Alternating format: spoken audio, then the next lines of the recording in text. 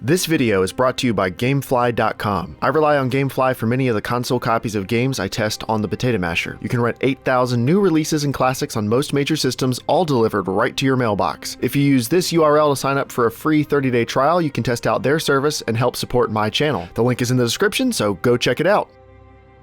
Alright, today we're going to be taking a look at the version 2.5 alpha of Star Citizen. I kickstarted this, 5 years ago, and I really haven't played that much of it because there hasn't been that much content to play until maybe the last 6 months or so. And even then I wanted to wait till there was a lot more to play, and it looks like alpha version 2.5 is about when I might start hopping in on my own personal rig and checking the game out. But I did want to bring you guys a preview on the Potato Masher since a lot of you have asked about it, and the preview of the game's performance on the Potato Masher is fairly poor. Because this game only has presets available, and really only low, medium, and high, and you can't change the individual settings in those presets like with pretty much any other PC game, the performance is bad and there's nothing I can do to tweak it. It seems like it would probably be pretty easily tweakable, but here you see at 1080p and 30 FPS and low settings, the frame rate is struggling. Sometimes it's at 30, sometimes it's in the teens, and it's very, very inconsistent. And I think it's because of two reasons. This is a sim game, and ignoring the fact that sim games are notoriously poor optimized, you also got to keep in mind this is an alpha, and there's no reason for them to optimize it that much this far before the game's release, even though it would be nice for all the people who kickstarted it and would like to play it, given that the game's full release is probably still a few years out. But anyway, the two main reasons I see that it runs poorly on the Potato Masher are the VRAM and the CPU usage. Now, we'll start with the VRAM. You can see it is a bit over 2 gigabytes right now, and that's not always a problem. There have been plenty of games I've played with the VRAM maxed out, and it hasn't really affected the frame rate. But as you can see, the VRAM usage is extremely high all the time, and since I can't turn the textures down, I don't know if it's causing some of the frame rate issues, but the GPU is not maxing out at the same time, and the other thing that could be affecting that is the CPU. As you can see, Core 3 is being used pretty hard in other cases, sometimes it's Core 1, but without fail, 3 of the cores appear to be being used medium to medium high, and then 1 core is usually pretty close to maxed out. And that tells us that this game is somewhat single-threaded or just poorly optimized at this point in time. There have been other games like this, so I'm not trying to throw Star Citizen under the bus. And again, it's still in development. This is an alpha game, so while there is plenty that you can hop in and play, you have to keep very low expectations because you don't get to play any console games at this stage in development. Maybe Ark on the Xbox One, but that ran and looked terrible. But on the PC, you do have the opportunity to play games well before release, and the downside of that is sometimes you play games that don't look or run very good. Now, I think this game looks really good, but it just runs really, really poorly on the Potato Masher. Here's some footage of me running around in the hangar. Still bad performance. I mean, it's close to 30, but as you can see, Core 3 is completely maxed out at 100%. The other 3 cores aren't really doing much of anything, and the GPU is just loafing along. So my assumption is the CPU and the VRAM are slowing everything else down.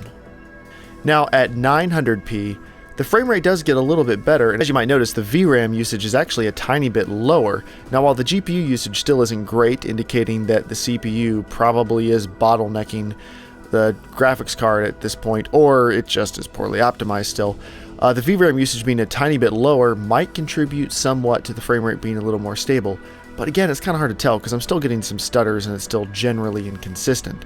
Just to show you a bigger area, here is outside the Crusader, I believe, so this is a spaceport. I'm sorry if I get some of these names wrong, but I've been trying to learn them and get up to speed.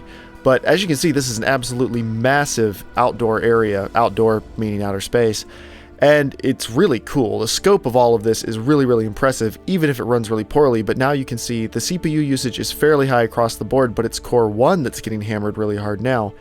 So that's interesting, and the GPU usage is going from 0 to 30 to 50 to 100%, so a ton of optimization issues clearly in this outdoor area. And as you can see, as I'm just zooming along here, frame rate's still bad, the scope is still impressive, the game still looks pretty good. So if the game can look this good and run better closer to release, that's awesome. Obviously, if the game is poorly optimized on the final release, that's really bad. Now, to be fair, the Potato Masher is a budget PC and Star Citizen is supposed to be a cutting-edge PC game, so I'm not making excuses for it if it actually can't run the game.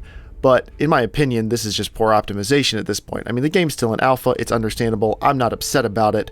I didn't expect performance to be any better than this at this stage, especially on the Potato Masher, so some of you were probably hoping that it would just crush this game, and that's obviously not the case, and it's unfortunate if you were that excited, but still, it's an alpha.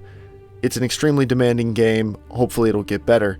Now, just to show you one more clip of this outdoor area here, here's the game at 800 by 600, just to show you that it's not just that the Potato Masher is not fast enough, because 800 by 600 is very, very low resolution, but it's showing you that the game just has optimization issues and the Masher is not able to brute force its way through them. So to reiterate, I'm not disappointed. This is not a problem. The game is in development still. If it runs this bad on release, that is a problem. That is bad.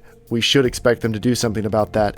But who knows when release will be? It could be 2020 for all we know. I mean, Squadron 42 was just delayed. So hopefully that's not the case. Hopefully the game gets optimized and releases within the next year or two, and we can all enjoy it, and it'll run great on a variety of hardware. But all I can tell you for now is when further updates get released, I will revisit them. I will check them out again on the Potato Masher, especially if there are some graphical updates released for optimization, additional graphics settings, stuff like that. Because I think with a proper graphics menu, I probably could get the game running fairly stable in a variety of situations. But of course, that's conjecture because I don't actually have the opportunity to do that. But thank you guys for watching. Thank you for checking this video out. I'm out of town this week. I'm in Oregon on vacation, so I can't respond to many comments or anything else like that, but I will when I get back. I appreciate all your support, and I'll talk to you later.